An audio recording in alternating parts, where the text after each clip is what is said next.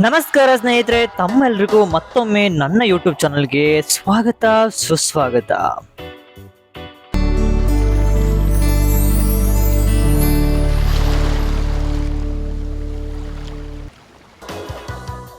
ಯಾರೆಲ್ಲ ಕಳೆದ 2 ಬ್ಲಾಗ್ಗಳನ್ನ ನೋಡಿಲ್ಲ, ದಯವಿಟ್ಟು ಒಂದ್ಸಲ ಅದನ್ನ ನೋಡ್ಕೊಂಡು ಬನ್ನಿ. ಮೊದಲ ಜಾಗ ನಮಗೆ ಸಮಸ್ಯೆ ತಂದಾಗ ನಾವು ಅಲ್ಲಿಂದ ಮುಂದೆ ಹೋಗ್ಬೇಕಾಯ್ತು.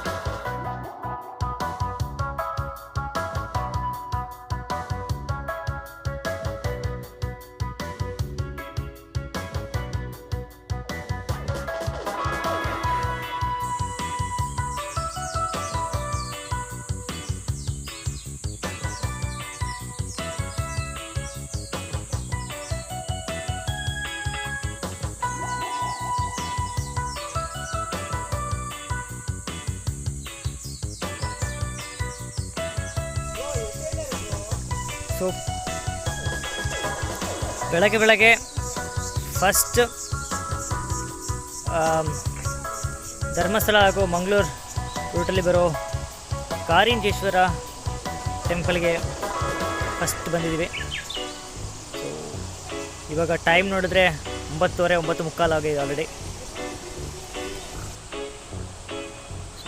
ಇದು ಹೊರಗಿದ್ವಿ.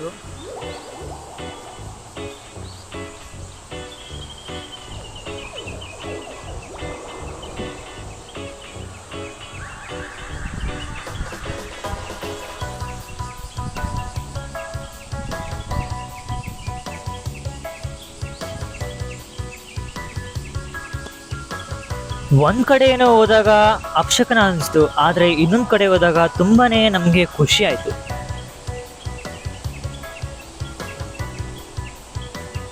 ಬೇಸಿಗೆಗಾಲದಲ್ಲಿ ಹೊರಗಡೆ ಹೋಗೋದಕ್ಕೇನೆ ಬೇಜಾರು, ಅದರಲ್ಲಿ ಈ ಥರ ಹಸಿರುಗಳ ಮಧ್ಯೆ ಓಡಾಡೋದಕ್ಕೆ ಸ್ವಲ್ಪ ಮನಸ್ಸಿಗೆ ನೆಮ್ಮದಿ ಅಂತಲೇ ಅನ್ಬೋದು. ಜೊತೆಗೆ ಸ್ನೇಹಿತರ ಜೊತೆ ಮೊದಲನೇ ಸಲ ನಾನು ಹೊರಗಡೆ ಬರ್ತಾ ಇದ್ದೀನಿ. ಸೊ ಇದು ನನಗೆ ವಿಶೇಷನೇ. ನಿಜವಾಗ್ಲೂ ಹೇಳಬೇಕಂದ್ರೆ ಬಿಸಿಲಲ್ಲಿ ಎಲ್ರಿಗೂ ಸುತ್ತಾಡಿ ತುಂಬಾ ಸುಸ್ತಾಗೋಗಿತ್ತು. ಅಂತೂ ಇಂತೂ ಕಾರಿಂಜೇಶ್ವರ ದೇವಸ್ಥಾನಕ್ಕೆ ಬಂದ್ವಿ. ನೀವು ನೋಡ್ತಿರೋ ಹಾಗೆ ಕಾರಿಂಜೇಶ್ವರದ ಮೊದಲನೇ ಮುಖ್ಯ ದ್ವಾರ ಇದಾಗಿದೆ. ನಾವು ಮೊದಲಿಗೆ ದೇವಸ್ಥಾನಕ್ಕೆ ಹೋಗುವಾಗ ನಮಗೆ ಅಷ್ಟೇನು ವಿಶೇಷ ಅನಿಸ್ಲಿಲ್ಲ, ಆದರೆ ಇದು ಬೆಟ್ಟದ ತಪ್ಪಲಿನಲ್ಲಿದೆ ಅಂತ ಹೇಳಿದಾಗ ನೋಡಲೇಬೇಕು ಅಂತೇಳಿ ನಾವಿಲ್ಲಿಗೆ ಬಂದ್ವಿ. ಆ ಸೂರ್ಯ ಕೂಡ ನಮ್ಮನ್ನ ಬೆಂಬಿಡದೆ ಕಾಡ್ತಾ ಇದ್ದಾನೆ. ರಾತ್ರಿ ಇಡೀ ಟ್ರಾವೆಲ್ ಮಾಡಿದ್ದ ನಮಗೆ ಸ್ನಾನ ಕೂಡ ಆಗಿರಲಿಲ್ಲ. ಇಲ್ಲಿಂದ ನಾವು ಸುಮಾರು ಒಂದು 50ರಿಂದ 150 ಮೆಟ್ಟಿಲುಗಳಿದೆ ಅಂತ ಭಾವಿಸಿ ಮೇಲೆ ಹತ್ವಿ. ಈ ಬಿಸಿಲಲ್ಲಿ ಮೇಲೋಗೋ ಆಸಕ್ತಿ ಇರಲಿ, ಶಕ್ತಿ ಕೂಡ ನಮ್ಗಿರ್ಲಿಲ್ಲ. ಒಂದಷ್ಟು ಮೆಟ್ಟಿಲುಗಳನ್ನ ಹತ್ತು ಬಂದ ಮೇಲೆ ನಾವು ಕಂಡ ದೃಶ್ಯ ಇದು. ಅದರಲ್ಲೂ ಮೇಲಿಂದ ಕೆಳಗಡೆ ಒಂದ್ಸಲ ಕಣ್ಣಾಕ್ದಾಗ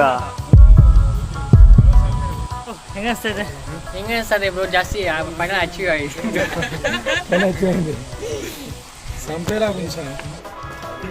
ಚಪ್ರ ಕಂಟೆಂಟ್ ಕಾవాలి చెప్పావు కదా చెప్పు. కంటెంట్ చెప్పాలి. మేబీ ఇది బిఫోర్ 150 years కట్టిದ್ದಾರೆ. ಗುಡ್ಡಾನ ಕಳಿಸ್ತಾರ ನೋಡು. ನನಗೆ ಬರೋ ಸ್ವಾಮಿ, ಇವನಿಗೆ ಕೆಲಸ. ಶಿವನ ಟೆಂಪಲ್ಗೋಸ್ಕರ ಫುಲ್ ಮಸ್ತಾಗಿ ಹೋಗ್ತಾ ಇದೀವಿ ಎಲ್ರು.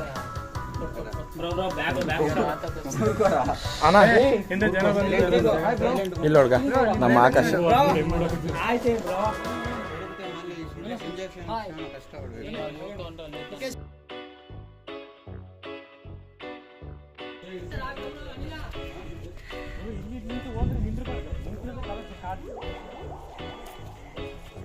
ವ್ಯೂ ಮಾತ್ರ ಸಿಕ್ಕಾಪಟ್ಟೆ ಅಲ್ಟಿಮೇಟ್ ಆಗಿದೆ.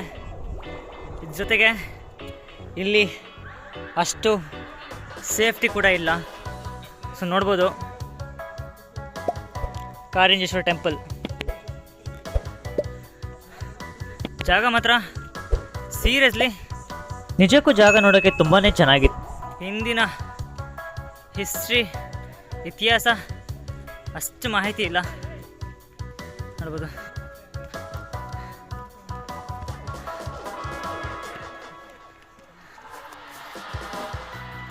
ತುಂಬ ಜನ ಟೂರಿಸ್ಟ್ ಬರ್ತಾ ಇದ್ದಾರೆ.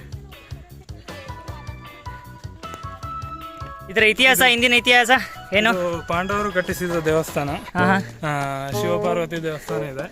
ಇದಕ್ಕಿಂತ ಹೆಚ್ಚಿನ ಮಾಹಿತಿ ನನಗೆ ಇರುವುದರಿಂದ ನಾನು ಹೇಳ್ತಾ ಇಲ್ಲ.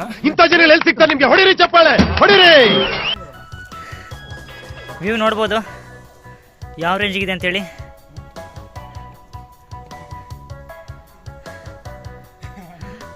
ಬಿಸಿಲು ಬೇರೆ, ಸಿಕ್ಕಾಪಟ್ಟೆ ಬಿಸಿಲಿದೆ. ಅದು 9:30 ಟೈಮಲ್ಲಿ. ಇದು ಇಳಿಜಾರು. ಸೊ ಇನ್ನೂ ಸ್ವಲ್ಪ ಮುಂದೆ ಹತ್ಕೊಂಡು ಹೋಗಬೇಕಾಗಿದೆ. ಬಂಟ್ವಾಳ ತಾಲೂಕಿನ ಅತಿ ಎತ್ತರದ ಗುಡ್ಡ ಅಂತ ಕೂಡ ಕರೀತಾರಂತೆ. ಒಂದೇ ಗುಡ್ಡದಲ್ಲಿ ನಿಂತ್ಕೊಂಡು ಸುತ್ತಮುತ್ತಲಿನ ಪ್ರದೇಶಗಳನ್ನು ಸರಾಗವಾಗಿ ವೀಕ್ಷಣೆ ಮಾಡ್ಬೋದು. ಸೊ ಕೊನೆಗೂ ಟೆಂಪಲ್ ಒಳಗೆ ಬಂದಿದ್ದೀವಿ. ನೋಡಬೇಕು.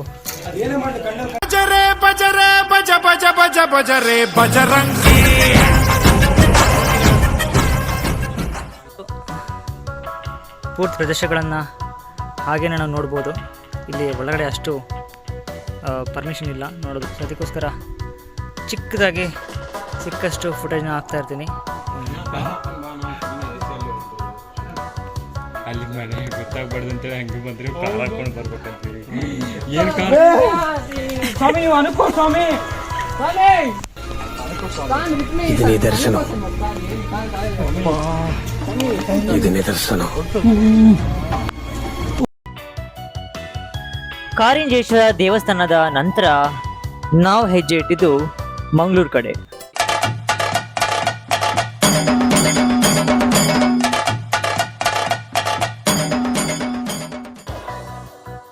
ಸಮಯ ಮಂಗಳೂರು ಬರೋಷ್ಟೊತ್ತಿಗೆ 1:45-2 ಗಂಟೆ ಹಾಗೆ ಹೋಗಿತ್ತು. ಹೊಟ್ಟೆ ಕೂಡ ಹಸುವಾಗಿತ್ತು. ಜೊತೆಗೆ ಎಲ್ಲರೂ ಕೂಡ ಊಟ ಮಾಡಬೇಕು ಅಂತಲೂ ಕೂಡ ಅಂದ್ಕೊಂಡಿದ್ವಿ. ಸೊ ಒಂದೇ ಸಲ ಊಟ ಮಾಡಿ ಸೀದಾ ಇಲ್ಲಿಂದ ನಾವು ಪಣಂಬೂರು ಬೀಚಿಗೆ ಹೋಗೋಣ ಅಂತೇಳಿ ಪ್ಲ್ಯಾನ್ ಮಾಡಿದ್ವಿ.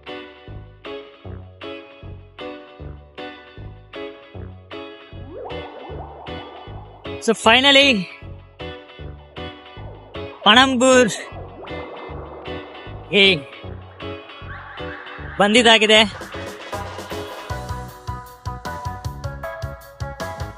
ನೀವು ನೋಡ್ತಿರ್ಬೋದು, ಇದು ಹಡಗುಗಳ ತಂಗುದಾಣ, ನ್ಯೂ ಮ್ಯಾಂಗ್ಳೂರ್ ಪೋರ್ಟ್ ಟ್ರಸ್ಟ್ ಅಂತ ಹೇಳ್ತಾರೆ.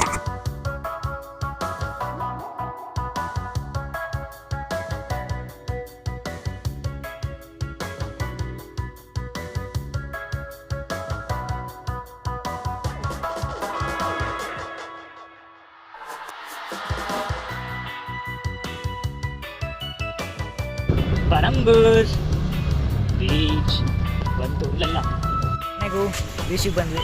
ಇವರು ನಮ್ಮ ಹೊಸ ಸ್ನೇಹಿತರು, ಹಾಗೆ ಇವರು ಕೂಡ ಹೊಸ ಫ್ರೆಂಡು. ಇವು BRC ಗೊತ್ತಲ್ಲ ನನಗೆ.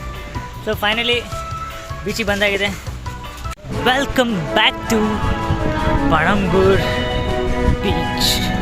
ದಯವಿಟ್ಟು ನನ್ನ ಚಾನಲ್ನ ತಾವೆಲ್ಲರೂ ಸಬ್ಸ್ಕ್ರೈಬ್ ಮಾಡಿ, ಹಾಗೆ ಒಂದು ಲೈಕ್ಸ್, ಕಮೆಂಟ್ಸ್, ಶೇರ್ ಮುಖಾಂತರ ನನ್ನ ಚಾನಲ್ನ ಸಪೋರ್ಟ್ ಮಾಡಿ ಅಂತ ಕೇಳ್ಕೊಳ್ತೀನಿ. ಸುಮಾರು ವರ್ಷಗಳ ನಂತರ ಮತ್ತೆ ಬೀಚಿಗೆ ಬರ್ತಾ ಇರೋದು.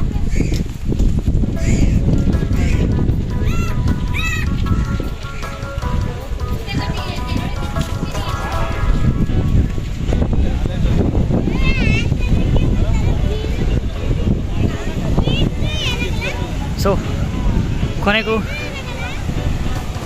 ಬೀಚಿಗೆ ಬಂದಿದ್ದಾಯಿತು. ಸೊ ಈ ಜಾಗದಲ್ಲಿ ಆ ಅಲೆಗಳ ಸದ್ದು ಎಷ್ಟು ಚೆನ್ನಾಗಿತ್ತು ಗೊತ್ತಾ ಮನು?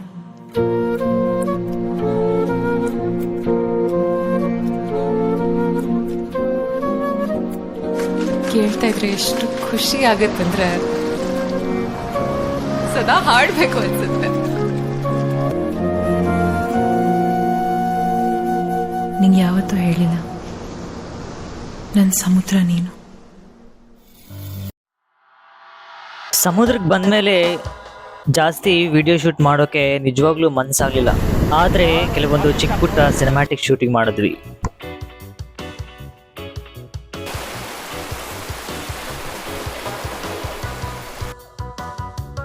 పరుగులు తీస్తూ అలసిన ఓనది నేను ఇరు తీరాలో దేనికి చేరువ కాను నిదురను దాటి నడిచిన ఓకల నేను ఇరు కన్నుల్లో దేనికి సొంతం కాను నా ప్రేమే